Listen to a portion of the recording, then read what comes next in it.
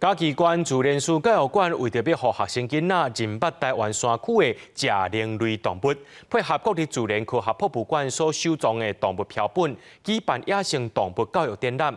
透过这活动的卡抓，这动物的卡抓呢，也有生活形态记录，让学生囡仔有正确的保育观念。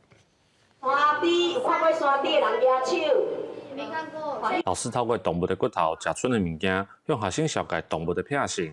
嘉义县自然史教育馆举办饲灵动物主题展览，让学生囡仔知影一寡野生动物遇到的问题。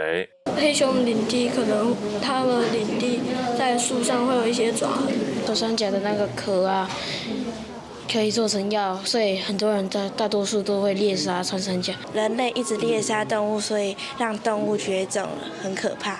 导览的老师讲，亲像乌熊、石虎、拉里，这一寡咱台湾的饲灵类动物，囡仔其实无啥了解。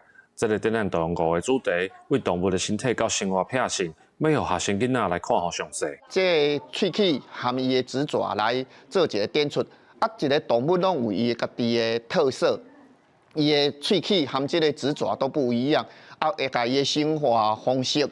含咱的生态要哪共融，然后互咱的囡仔知影这个教育的方式。这只山姜啊，加高山白虎树，这2件就是台中科博馆因提供的动物标本。其他的7件的动物标本，拢是咱嘉义县自然史教育馆本身的收藏品。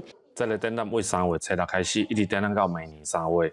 展览的主题为孙双元生活基地开始，透过故事的安排，豆豆带学生为生态来认捌野生动物。